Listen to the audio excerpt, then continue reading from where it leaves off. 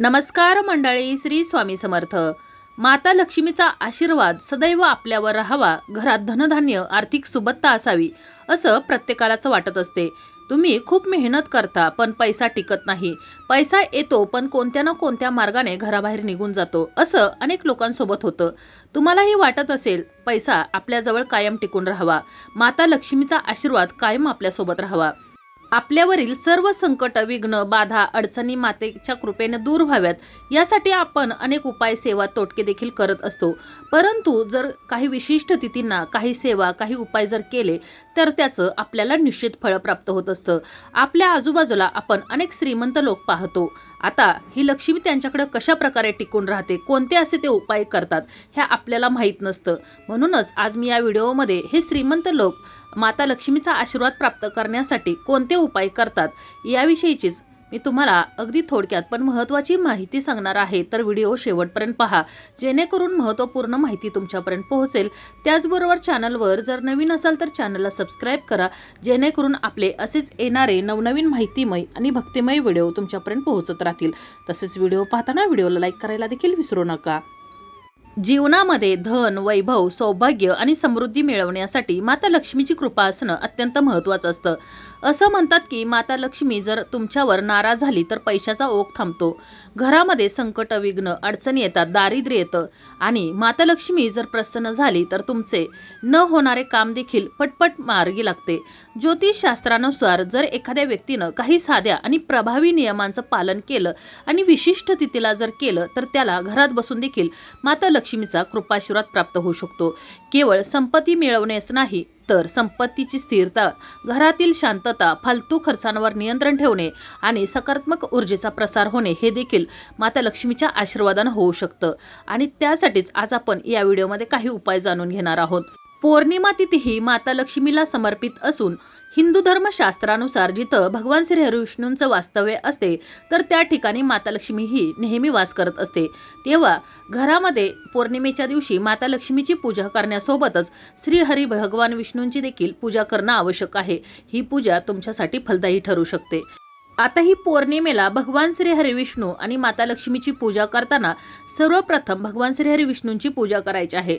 शुद्ध तुपाचा दिवा लावून सर्वात आधी भगवान श्री हरी विष्णूंना अक्षदा, पिवळी फुले आणि तुळशीपत्र अर्पित करावं. अक्षदा या पिवळ्या करूनच अर्पण करायच्या आहेत.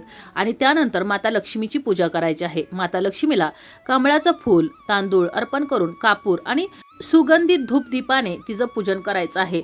त्याचबरोबर जर नियमित जर भगवान श्री हरी विष्णूंची पूजा केली तर भगवान श्री हरी विष्णूंसोबतच माता लक्ष्मीचा देखील कृपाशीर्वाद आपल्याला प्राप्त होतो. माता लक्ष्मी ही चंचल असते अशी मान्यता आहे. ज्या घरामध्ये कंजूषपणा, गर्व आणि स्वार्थ असतो तर त्या घरामध्ये ती कधीही थांबत नाही. म्हणूनच देवी लक्ष्मीचा वास आपल्या घरात कायम राहावा यासाठी दानधर्म करणे हा सर्वात जलद उपाय आहे. त्यामुळं तुम्ही गरजवंतांना तुमच्या इच्छेनुसार, तुमच्या इच्छाशक्तीनुसार दानधर्म करावा. शास्त्रानुसार मनापासून एखाद्या गरजू व्यक्तीला, मुलीला, गायीला, वृद्धांना किंवा साधूला केलेले दान हे ब्रह्मांडात एक शक्तिशाली ऊर्जेची देवाणघेवाण बनते. सर्व यशस्वी श्रीमंत लोक आपल्या आजूबाजूला पाहायला मिळतात तर हे लोक नक्कीच कोणत्या ना कोणत्या स्वरूपात दानधर्म करत असतात आणि त्यामुळंच माता लक्ष्मीचा आशीर्वाद त्यांच्यावर नेहमी असतो. पिंपळाच्या झाडामध्ये भगवान श्री हरी विष्णू, माता लक्ष्मी यासोबतच अनेक देवी देवता वास करत असतात आणि त्यामुळंच प्रत्येक पौर्णिमेला सकाळी 10 वाजता किंवा तुम्हाला दिवसभरात कधीही वेळ मिळेल तर त्यावेळेला तिन्हीसांच्या अगोदर या पिंपळाच्या झाडाचे पूजन करायचं आहे. पिंपळाच्या झाडाच्या मुळाशी मोहरीच्या तेलाचा दिवा प्रज्वलित करायचा आहे. यामध्ये चिमूटभर हळद टाकायची आहे. त्याचबरोबर धूपदीप दाखवून या पिंपळाच्या झाडाची पूजा करायची आहे. पिंपळाच्या झाडाला 7 प्रदक्षिणा घालायच्या आहेत. या प्रदक्षिणा घालत असताना त्याला जल अर्पण करायचं आहे. जल अर्पण करण्यासाठी जे पाणी घेतलेलं आहे तर त्या पाण्यामध्ये देखील चिमूटभर हळद टाकायचे आहे आणि हे पाणी या पिंपळाच्या झाडाला अर्पण करायचं आहे. आणि यातील थोडंसं पाणी वाचून आपल्या घरी घेऊन यायचं आहे आणि आपल्या संपूर्ण घरामध्ये हे पाणी शिंपडायचं आहे. त्याचबरोबर पिंपळाच्या झाडाखाली बसून भगवान श्री हरी विष्णू आणि माता लक्ष्मीचं नामस्मरण करायचं आहे. आणि आपल्यावर जी काही संकट आहेत, विघ्न आहेत तर ते दूर करण्यासाठी माता लक्ष्मीला प्रार्थना करायची आहे. आणि जे पाणी आणलेलं आहे तर ते घरामध्ये शिंपडल्यामुळं आपल्या घरामध्ये जी काही संकट आहेत, विघ्न आहेत तर ती देखील दूर होण्यास मदत होणार आहे. त्याचबरोबर आपल्या सर्वांनाच माहीत आहे की तुळशीमध्ये माता लक्ष्मी वास करते आणि त्यामुळं पौर्णिमेला माता लक्ष्मीची म्हणजेच या तुळशी मातेची पूजा करताना तुळशीजवळ देशी गाईच्या तुपाचा दिवा प्रज्वलित करायचा आहे। या दिव्यामध्ये 2 अखंड लवंगा, चिमूटभर हळद टाकायचे आहे। त्याचबरोबर या तुळशीला 7 प्रदक्षिणा घालायच्या आहेत।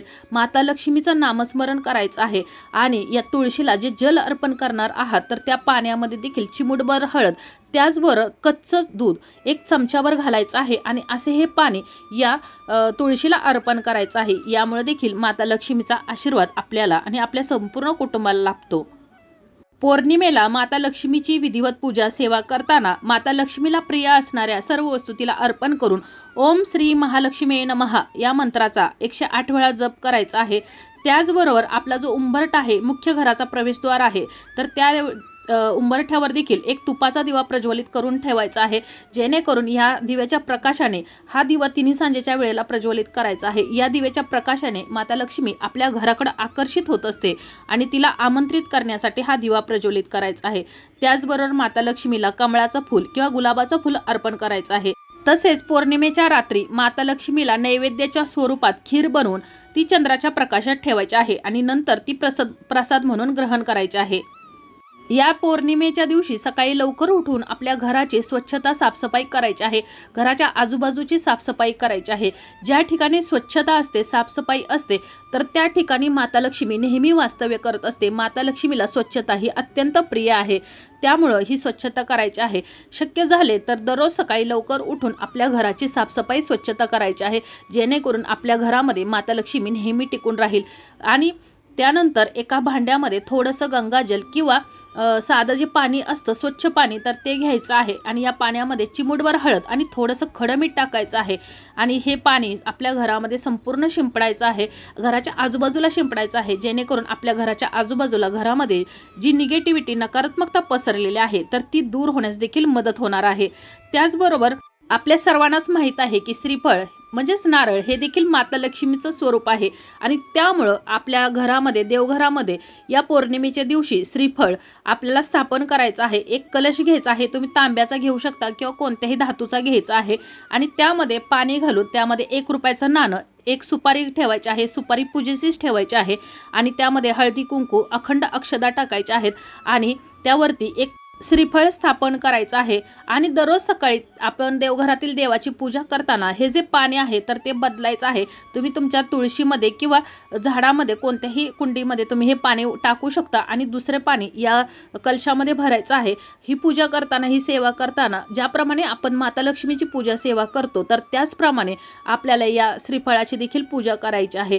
तसेच जर तुम्हाला पूजा करणं जर शक्य होत नसेल तर मग पौर्णिमेच्या दिवशी तुम्ही पूजा करून हे श्रीफळ आहे तर ते लाल कपड्यामध्ये बांधून त्या श्रीफळासोबतच ही जी 1 रुपयाचं नाणं आहे आणि सुपारी आहे तर ते बांधून तुम्ही तुमच्या तिजोरीमध्ये किंवा ज्या ठिकाणी पैसा अडकात ठेवता तर त्या ठिकाणी ठेवायचं आहे।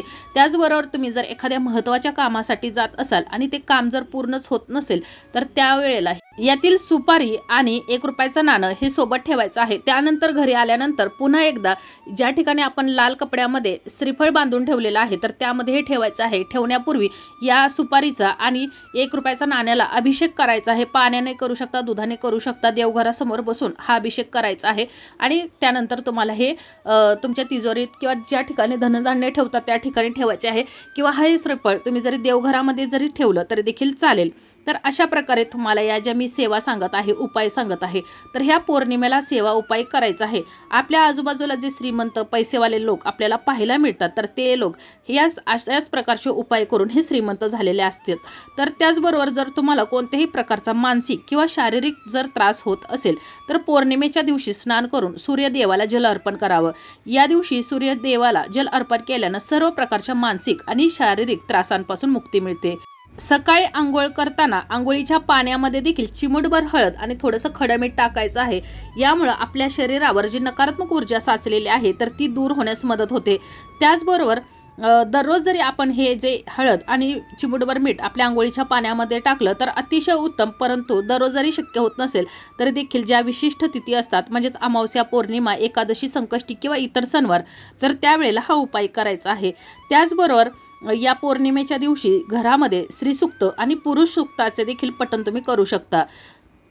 पौर्णिमा तिथी ही माता लक्ष्मीला समर्पित असल्यामुळे या दिवशी घरामध्ये तुम्ही सत्यनारायणाची पूजा देखील करू शकता किंवा सत्यनारायण कथेचे वाचन केलं तरी देखील चालेल। माता लक्ष्मीला कवडी ही अत्यंत प्रिय आहे, त्यामुळं या पौर्णिमेच्या दिवशी पिवळ्या रंगाच्या कवड्या घ्यायच्या आहेत, 5 कवड्या घ्यायच्या आहेत आणि आपल्या देवघरासमोर ज्या वेळेला आपण माता लक्ष्मीची पूजा करतो तर त्यावेळेला या कवड्यांना अभिषेक करून एका प्लेटमध्ये अखंड अक्षता ठेवायच्या आहेत, त्याच्यावरती या 5 कवड्या ठेवायच्या आहेत पिवळ्या रंगाच्या। जर तुम्हाला पिवळ्या रंगाच्या जर कवड्या मिळाल्या नाही तर तुम्ही मग सफेद रंगाच्या ठेवू शकता आणि त्यानंतर या कवड्यांची विधिवत पूजा करायची आहे, सेवा करायची आहे आणि ही पूजा झाल्यानंतर या कवड्या घेऊन एखाद्या लाल रंगाच्या किंवा पिवळ्या रंगाच्या कपड्यामध्ये बांधायच्या आहेत आणि तुम्ही ज्या ठिकाणी तुमच्या घरातलं धनधान्य ठेवता किंवा पैसा ठेवता तर त्या ठिकाणी तुम्हाला ठेवायचे आहे। यामुळे तुमच्या संपत्तीत कधीही कमतरता भासणार नाही आणि माता लक्ष्मीचा देखील आशीर्वाद लाभणार आहे। त्याचबरोबर एखाद्या कोणत्या महत्त्वाच्या कामासाठी जात असाल तर त्यावेळेला देखील तुम्ही यातील एखादी कवडी जर सोबत ठेवली आणि पुन्हा आणून जर या लाल कपड्यामध्ये पिवळ्या कपड्यामध्ये बांधून ठेवली तरी देखील अतिशय उत्तम, जेणेकरून माता लक्ष्मीच्या आशीर्वादाने तुमची जी काही अडलेली कामं आहेत तर ती देखील पूर्ण होण्यास मदत होते। तर असे हे सर्व उपाय हे श्रीमंत लोक पौर्णिमेच्या दिवशी करतात आणि त्यामुळेच ते श्रीमंत होतात, त्यांच्यावरती माता लक्ष्मीचा कृपाशीर्वाद नेहमी राहतो आणि आपल्यावर देखील माता लक्ष्मीचा कृपाशीर्वाद कायम राहावा, तिच्या कृपेने आपण संकटमुक्त व्हावं, आपल्याकडं माता लक्ष्मी कायम स्वरूपे टिकून राहावी असं जर वाटत असेल तर तुम्हाला मी हे जे काही उपाय सांगितलेले आहेत तर ते अवश्य करावेत, जेणेकरून माता लक्ष्मी तुमच्या घरामध्ये नेहमी वास्तव्य कर। ज्या ठिकाणी साफसफाई असते, स्वच्छता असते तर त्या ठिकाणी माता लक्ष्मी नेहमी असते, त्यामुळं आपलं घर हे नेहमी स्वच्छ ठेवायचं आहे। तिन्ही सांजेच्या वेळेला तुळशीजवळ दिवा प्रज्वलित करायचा आहे, उंबरठ्यावरती दिवा प्रज्वलित करायचा आहे। तिन्ही सांजेच्या टायमिंगला म्हणजे 6:30 ते 7:30 या दरम्यान माता लक्ष्मी ही पृथ्वीवर आगमन करत असते, त्यामुळं यावेळेस हा दिवा प्रज्वलित केल्यानं त्याच्या प्रकाशाने माता लक्ष्मी आपल्या घराकडे आकर्षित होत असते। हा दिवा प्रज्वलित करत असताना यामध्ये भीमसेनी कापूर टाकावा। भीमसेनी कापूर आपल्या घरामध्ये जी निगेटिव्हिटी, नकारात्मकता पसरलेली आहे तर ती दूर करण्याचं काम करते। तर अशा प्रकारे आज आपण पौर्णिमेला कोणकोणते प्रभावशाली उपाय केले जातात, तसेच उपाय केल्यानं आपल्याला त्याचे कोणते फायदे होतात याविषयीची अगदी थोडक्यात माहिती जाणून घेतलेली आहे। तर व्हिडिओ कसा वाटला कमेंट करून जरूर कळवा। काही समस्या अडचणी असतील तर कमेंटमध्ये विचारू शकता। धन्यवाद।